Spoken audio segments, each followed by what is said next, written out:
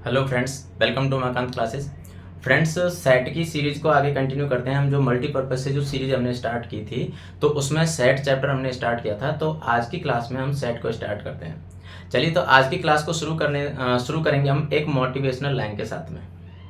ध्यान से सुनेंगे और उस पर गौर भी करेंगे, क्योंकि ये बहुत अच्छा है और पढ़ने में मतलब मन भी लगेगा और साथ में आगे भी बहुत काम आने वाली लाइन है।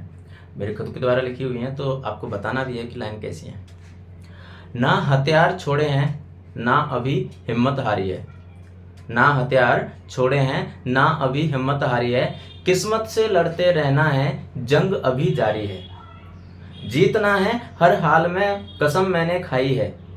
जीतना है हर हाल में, कसम मैंने खाई है। हौसलों की मुस्कान देख करके मंजिल भी चकराई है।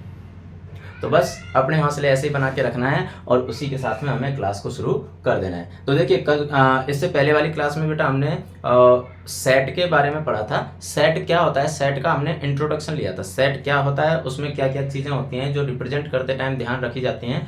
उसके अलावा सेट को रिप्रेजेंट करने के कौन कौन से टाइप होते हैं, उसके एलिमेंट्स को कैसे रिप्रेजेंट किया जाता है, ये सारी चीज़ें हम पहली क्लास में कर चुके हैं। तो अगर आप डायरेक्ट इसी क्लास पर आए हो तो मैं रिकमेंड करूँगा कि आप पहले वाली क्लास को देख लें, तो फिर ये वाली आपको समझ में आने वाली है। तो देखो, उस क्लास में मैंने आपको बताया था कि आगे की क्लास में हम टाइप ऑफ सेट करने वाले हैं। बट मैंने सोचा कि अगर हम कंसेप्ट करते जाएंगे, जब तक प्रैक्टिस नहीं करेंगे तब तक कुछ नहीं हो सकता। तो मैंने सोचा कि जब तक जो चीज़ हमने पढ़ लिया है एटलीस्ट उस पर बेस्ड कुछ क्वेश्चंस कर लें। तो आज की क्लास में हम उस पर बेस्ड कुछ क्वेश्चंस करने वाले हैं। उसके बाद में फिर हम टाइप ऑफ सेट पढ़ेंगे।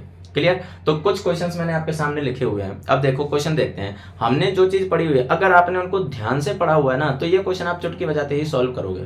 अब देखो, स्टार्ट करते हैं। देखो, पहला क्वेश्चन मैंने आपकी वो प्रॉब्लम भी खत्म कर दी है। आप बोलते हो कि sir Hindi medium and English medium, तो वो प्रॉब्लम भी सॉल्व कर दी है। मैंने क्वेश्चन को दोनों फॉर्मेट में लिखा है, हिंदी में भी लिखा है और इंग्लिश में भी लिखा है। तो अब आपकी प्रॉब्लम खत्म है। हिंदी मीडियम भी और इंग्लिश मीडियम दोनों के लिए कंफर्टेबल है। अब देखो, पहला क्वेश्चन क्या है। समीकरण x square plus x minus two equals to zero का हल समुच्चय रोस्टर रूप में लिखिए। Write the solution set of the equation x square plus x minus two equals to zero in roster form. यानी आपको एक इक्वेशन दे रखी है, उस इक्वेशन को सॉल्व करना है। इक्वेशन कौन सी है? क्वाड्रेटिक इक्वेशन है। क्वाड्रेटिक इक्वेशन है तो सीधी सी बात है कि उसके सॉल्यूशन कितने आने हैं? 2 आने हैं। क्यों? क्योंकि आपको पता है कि किसी भी इक्वेशन के नंबर ऑफ सॉल्यूशन कितने होते हैं? जितनी उसकी डिग्री होती है। तो यहाँ पर डिग्री 2 है, इसका मतलब नंबर ऑफ सॉल्यूशन इसके 2 आने वाले हैं। तो जो सॉल्यूशन इसके आएंगे ना, उसको आपको रोस्टर फॉर्म में रिप्रेजेंट करना है, ये क्वेश्चन बोल रहा है। ठीक, अब इसका मतलब सीधा सा है कि पहले तो आपको इसके क्या निकालने पड़ेंगे? सॉल्यूशन निकालने पड़ेंगे। तो देखो, x square plus x minus two equals to zero, quadratic equation है। तो इसके सॉल्यूशन आप कैसे फाइंड आउट करोगे? चाहो तो फैक्टराइजेशन से फाइंड आउट कर लो, या फिर अगर फैक्टराइजेशन नहीं आता है तो क्वाड्रेटिक फॉर्मूले या श्रीधराचार्य मेथड जिसको बोलते हो आप, उससे कर सकते हो। बट उसकी जरूरत नहीं पड़ेगी। देखो, आपको क्या बोला है कि मल्टीप्लाई करने पर -2 आना चाहिए और प्लस या माइनस करने पर 1 आना चाहिए। मिडिल टर्म स्प्लिट करके आप इसके फैक्टर कर सकते हो। आप 9th और 10th में ये चीजें पढ़ के आए हो, तो अब इसमें आपको प्रॉब्लम नहीं होनी चाहिए। तो देखो, जब आप इसके फैक्टर करोगे तो ये हो जाएगा x square plus 2x minus x minus 2 equals to zero. देखो, 2x माइनस एक्स करोगे तो x रह जाएगा, और 2x इंटू माइनस एक्स करोगे तो माइनस 2x स्क्वायर हो जाएगा। इन दोनों के प्रोडक्ट के इक्वल आना चाहिए। तो मिडिल टर्म स्प्लिट कर दी। अब मिडिल टर्म स्प्लिट करने के बाद में इन दोनों में से कॉमन और इन दोनों में से कॉमन, यहां से जब आप कॉमन लोगे तो यहां से कॉमन क्या आएगा? x कॉमन आया तो अंदर क्या बचेगा? x plus 2। यहां से कॉमन -1 लिया तो अंदर क्या बचेगा? x प्लस 2 और इक्वल्स टू जीरो। तो ये हो जाएगा x प्लस 2, वापस कॉमन लिया तो अंदर बचेगा x यहाँ से और -1 यहाँ से। तो x plus 2 into x minus 1 equals to zero. इन दोनों को अलग अलग जीरो के इक्वल रख दो तो आपको इसके सॉल्यूशन मिल जाएंगे। तो x plus 2 equals to zero, x equals to आ जाएगा -2। x minus 1 equals to zero, तो x इक्वल्स टू क्या आ जाएगा? प्लस का 1। क्लियर? तो आपके पास इसके दो सॉल्यूशन आ चुके हैं, -2 और +1। ठीक है, तो इसने क्या बोला है कि इसको आपको रोस्टर फॉर्म में लिखना है। अब आपको पता है रोस्टर फॉर्म क्या होती है। रोस्टर फॉर्म का हो या टेबुलर फॉर्म का हो, एक ही बात होगी, या लिस्टिंग फॉर्म का हो, एक ही बात होगी।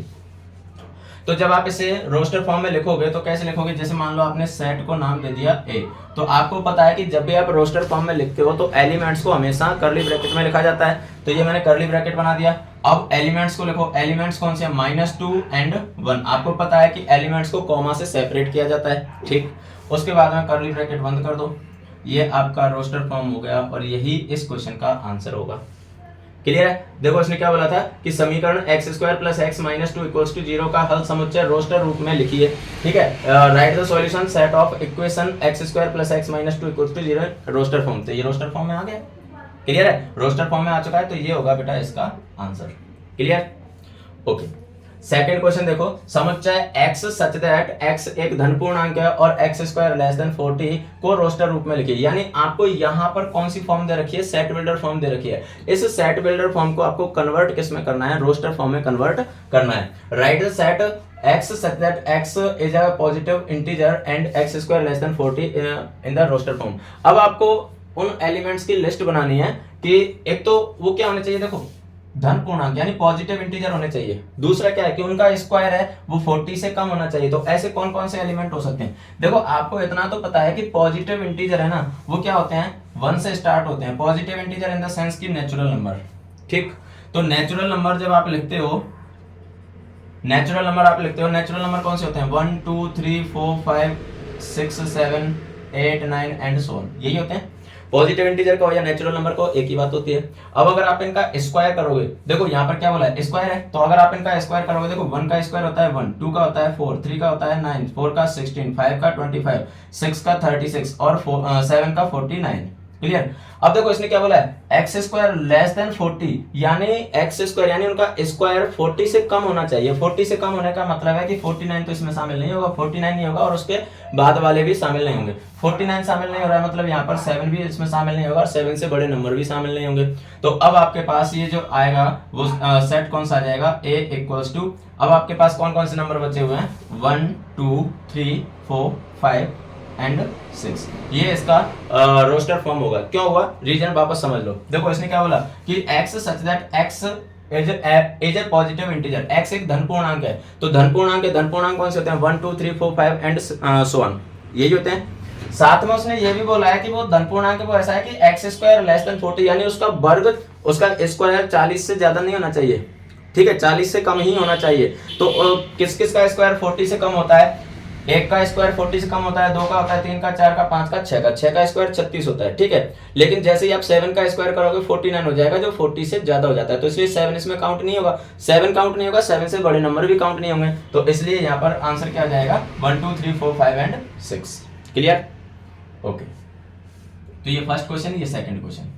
थर्ड क्वेश्चन देखो, अब देखो इन दोनों में आपको क्या दे रखा था? सेट बिल्डर फॉर्म दे रखी थी और रोस्टर फॉर्म में आपको रिप्रेजेंट करना था। लेकिन आगे के दोनों एग्जांपल्स में आपको क्या दे रखा है? आगे के दोनों एग्जांपल्स में दे रखा है, देखो थर्ड एग्जांपल देखोगे तो समुच्चय A equals to 1 4 9 16 25 and so on को समुच्चय निर्माण रूप में लिखिए। यानी आपको सेट दे रखा है, write the set A equals to 1 4 9 16 25 and so on in set builder form. यानी आपको ये रोस्टर फॉर्म दे रखी है और रोस्टर फॉर्म को आपको सेट बिल्डर फॉर्म में कन्वर्ट करना है।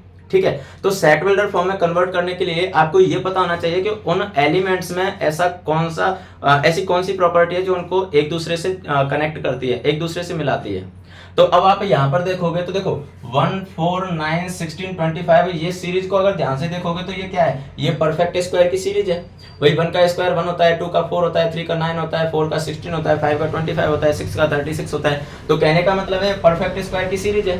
अब परफेक्ट स्क्वायर की सीरीज है तो ऑब्वियस सी बात है कि आप जब इसको सेट बिल्डर फॉर्म में लिखोगे तो सेट बिल्डर फॉर्म में कैसे लिख सकते हो? देखो A equals to x such that x is अ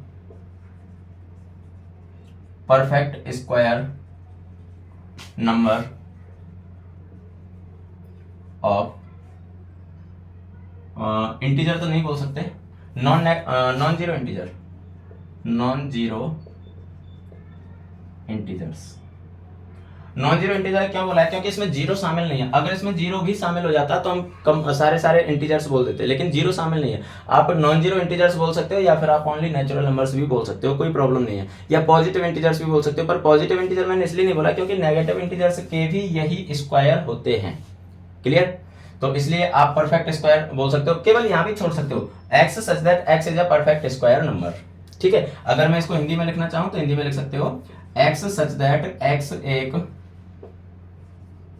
पूर्ण वर्ग संख्या है, पूर्ण वर्ग संख्या है, खत्म। बस इतना सा ये होता है इसमें, ठीक है। तो ये इसकी सेट बिल्डर फॉर्म हो गई। उसके बाद में देखो समुच्चय 1/2, 2/3, 3/4, 4/5, 5/6, 6/7 को समुच्चय निर्माण रूप में लिखिए। यानी ये जो सेट आपको दे रखा है इसको सेट बिल्डर फॉर्म में आपको लिखना है। Write the set 1/2, 2/3, 3/4, 4/5, 5/6, 6/7 in the set builder form.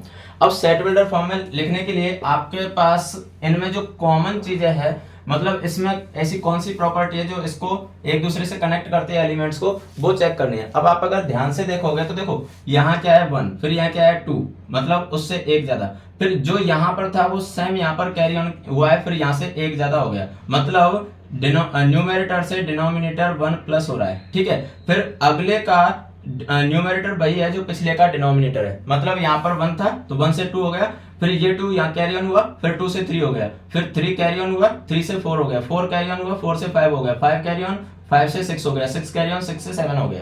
Clear है? इसका मतलब क्या हुआ कि आप इसको अगर सेट बिल्डर फॉर्म में लिखना चाहो तो सेट बिल्डर फॉर्म में आप इसे ऐसे लिख सकते हो कि x such that x equals to n upon n plus 1। अब n अपॉन n प्लस 1 क्या है, मतलब जो भी नंबर होगा उसके अपॉन में उससे ठीक बड़ा नंबर होगा, उससे एक ज्यादा नंबर होगा।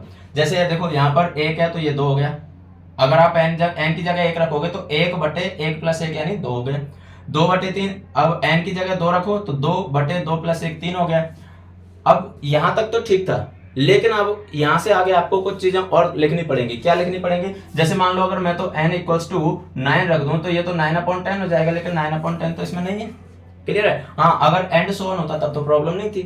तो कहने का मतलब है कि ये चीजें भी आपको लिखनी पड़ेंगी कि n की वैल्यू हम क्या ले सकते हैं। तो देखो आप यहां पर लिखोगे where n belongs to capital N and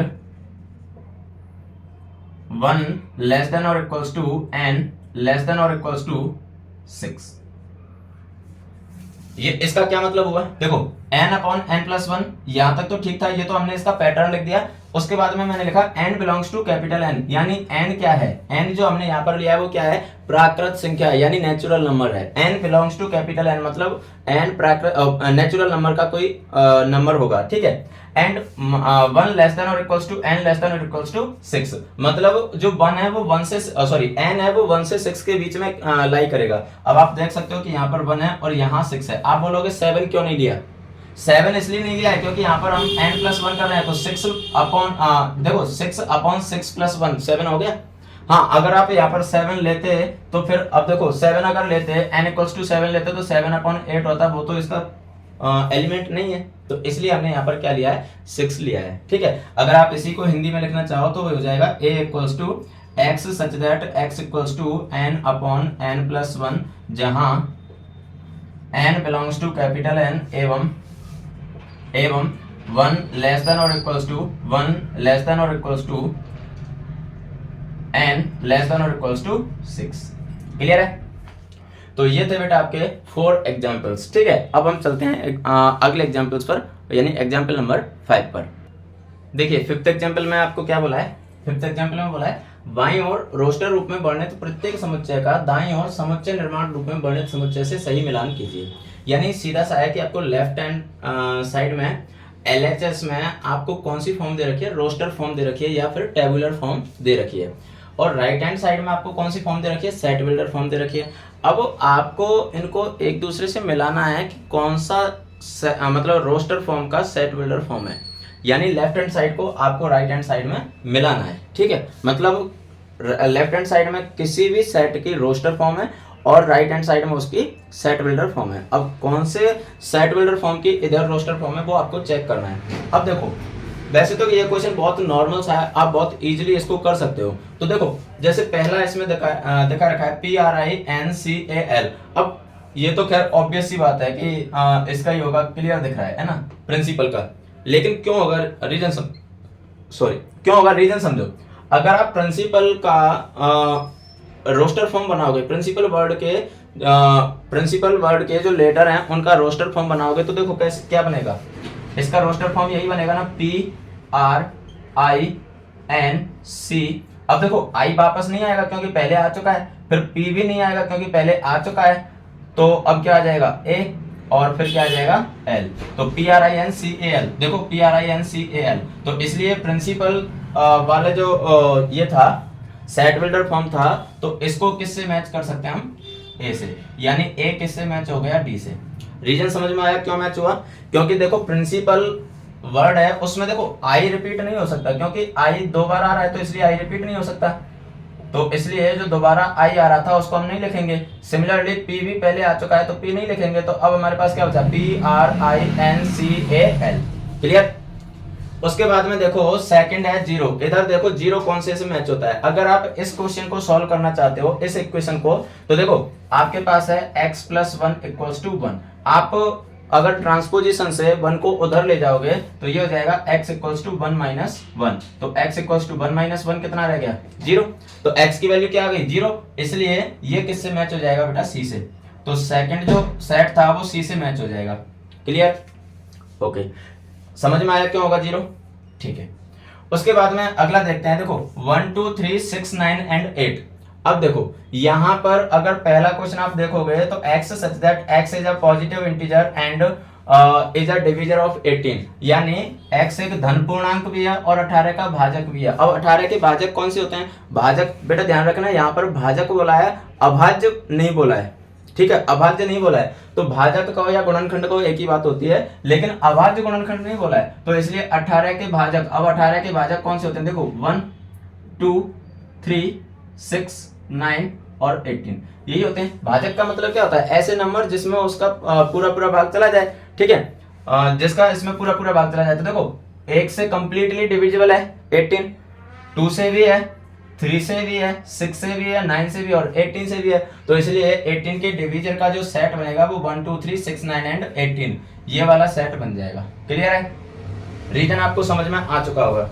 उसके बाद में देखो x such that x is an integer and x square -9 = 0। अब जब आप इसको सॉल्व करोगे तो देखो ये हो जाएगा ट्रांसपोजिशन से x स्क्वायर = 9, जब x स्क्वायर = 9 आ गया तो x = क्या आ जाएगा, √9, और √9 की वैल्यू क्या होती है, +-3, +-3 मतलब एक बार प्लस का 3 और एक बार माइनस का 3, तो इसलिए ये सेट इससे मैच हो जाएगा, क्लियर है।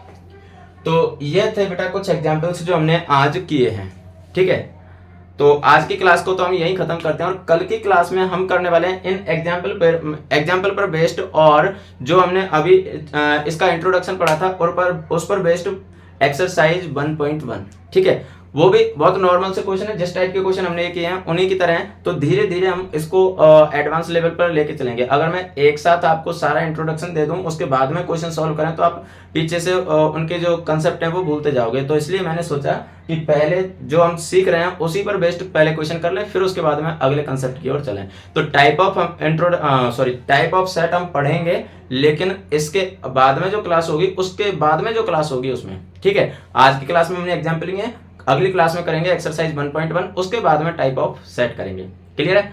तो चलिए आज की क्लास को खत्म करते हैं और मिलते हैं कल की क्लास में एक नए जोश, नए जुनून, नई एनर्जी के साथ में। तब तक के लिए हंसते रहिए, मुस्कुराते रहिए, पढ़ते रहिए, खेलते रहिए और सफलता की ओर बढ़ते रहिए। Bye bye, thank you.